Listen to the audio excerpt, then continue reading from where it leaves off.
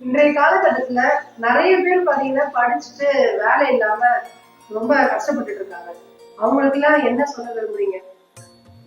படிச்சவங்களுக்கு வேலை வாய்ப்பை ஏன் தேடணுன்ற, அதாவது இது மிகப்பெரிய ஒரு ஒரு தவறான கேள்வி. காரணம் என்னன்னா, படிச்சிருக்காங்கன்னா அவங்க வாழ்வை அமைக்கிறதுக்கான ஒரு யுக்திகளை சொல்லி கொடுத்துருக்காங்க. வாழ்வை அமைக்கிறதுக்கான ஒரு சொல்லி கொடுத்த ஒரு மிகப்பெரிய பாடத்தை தன்னோட வாழ்வியல மாத்துறதுக்கு தெரியல அப்படின்னா அவங்க வாழ்க்கையை பத்தி படிக்கலன்னு தான் அர்த்தம். பள்ளிக்கூடத்துல புத்தகத்தை பார்த்துட்டு பரீட்சை எழுதிட்டு நம்மளோட grade right okay first second தேர்ட்ன்ற கிரேடோட நம்ம வெளியே என்ன பிரயோஜனம்? வாழ்க்கையோட வழிமுறைகளையும் வாழ்க்கையோட ஒழுங்குமுறைகளையும் நம்மளோட வாழ்வாதாரத்தை மாற்றி அமைக்கக்கூடிய அந்த யுக்தியை இத்தனை வருஷமா அந்த கத்து வந்த அந்த பாடங்கள்ல அந்த கத்துக்கிற முடியல அப்படின்னா அவங்க வாழ்க்கைக்கு என்ன மாதிரியானத வேலை வேணும்? அப்ப படிச்சுட்டு வேலை தேடக்கூடாதுன்றீங்களா? வேலை தேடக்கூடாதுன்னு சொல்லலையே, வேலையை உருவாக்கு.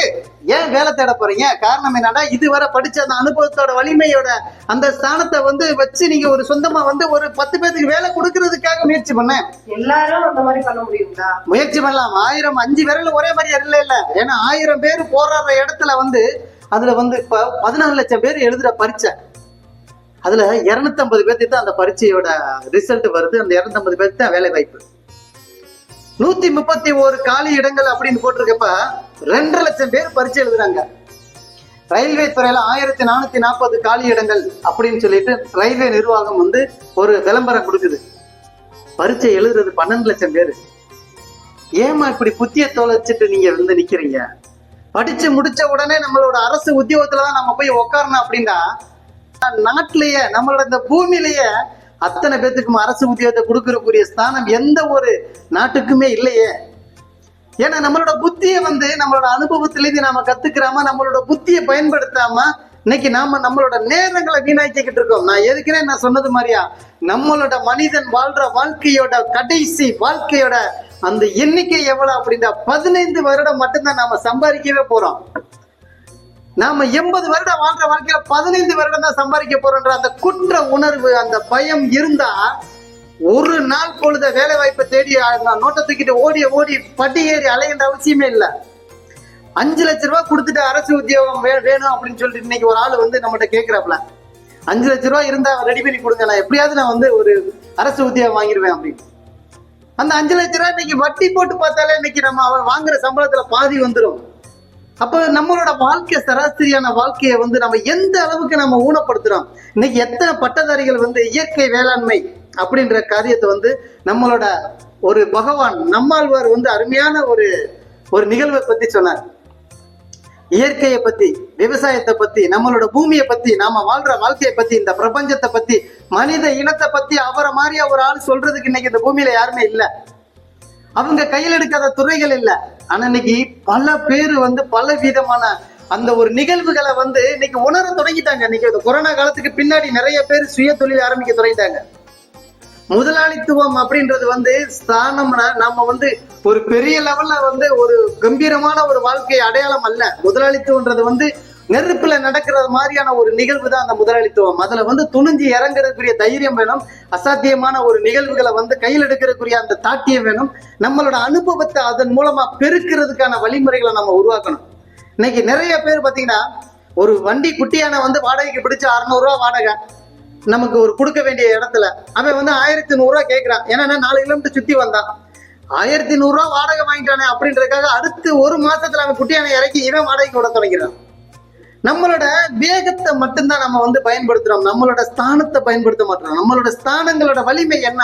நாம வாழ்ற வாழ்க்கையில எங்கேயோ ஒரு இடத்துல கையேந்தி நிக்கிற நிலைமைக்கு தான் நம்ம நிக்கிறோம். இன்னமும் நம்ம இன்னைக்கு வேலை வாய்ப்பு கிடைக்கல அப்படின்ற வேலை வாய்ப்பை உருவாக்கு, சந்தர்ப்பத்தை உருவாக்கு. அதுதான் இன்னைக்கு நிறைய பேர் நம்ம சொல்லிட்டு போன விஷயங்களை.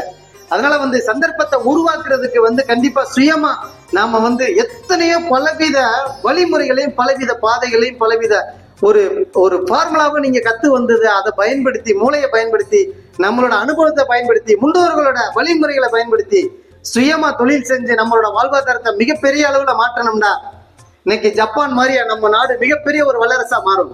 இன்னைக்கு நம்ம எல்லா துறையிலையுமே நம்ம நாடு மற்ற நாடுகள் பயந்து நிக்கிற மாதிரியா வந்துருச்சு. ஏன்னா பணமட்டையில வண்டி ஓடி விளையாண்ட காலங்கள்லாம் மாறி இன்னைக்கு பவர் பேங்க்ல டைமிங்க கூட்ட முடியுமான்னு பாக்குறான். நம்மளோட சின்ன சின்ன விஷயங்களை நாம நினைச்சு பார்க்க முடியாத பல விஷயங்கள் இன்னைக்கு உள்ள குட்டி குட்டி பையன்கள் வந்து ஒரு பெரிய லெவல்ல வந்து விஞ்ஞானத்துல சாதிக்கிறாங்க. நாசால போய் நம்மளோட இந்தியர்கள் தான் அதிக அளவுல நாசால இருக்காங்க மாணவர்கள்.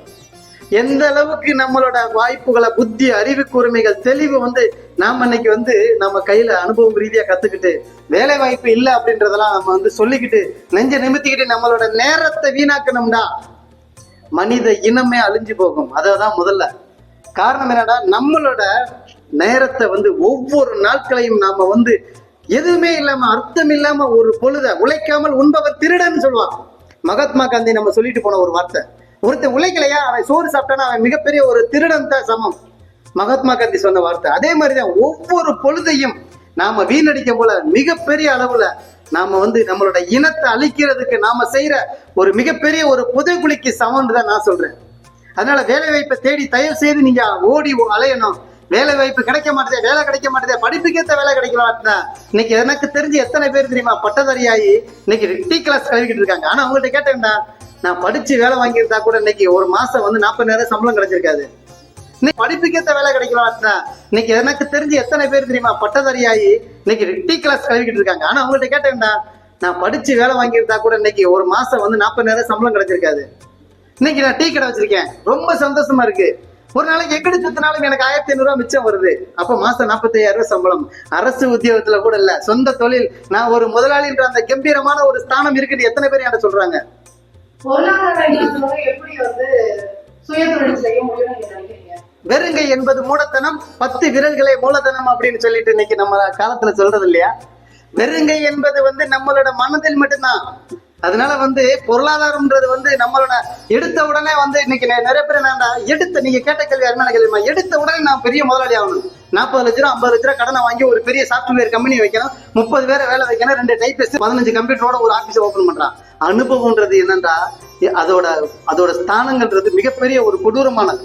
அதே நான் சொல்றேன், சொந்த தொழில்ன்றது வந்து நெருப்புக்கு மேல நடக்கிறதுக்கு சமம். ஆனா அந்த நெருப்பிலே நம்ம நடந்து ஜெயிச்சிட்டோம்னா அதுக்கு அடுத்து வேற எதுவுமே இல்லையா? பஞ்சபூதங்கள்ல நெருப்பும் ஒண்ணு. அந்த ஒன்னை எதுக்குற அளவுக்கு நாம துணிஞ்சிட்டோம்னா நாம மிகப்பெரிய ஒரு முதலாளித்துவம்ன்றதானே வருது. அப்ப நாம வந்து ஜெயிக்கிறதுக்குரிய மிகப்பெரிய ஸ்தானத்தை அடைஞ்சிட்டு தானே வருது.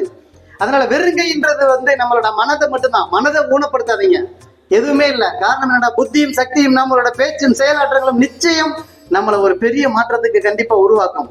காரணம் என்னடா, நாம வந்து எதுவுமே இல்லைன்றது மட்டும் தயவு செய்து சொல்லி பழகாதீங்க.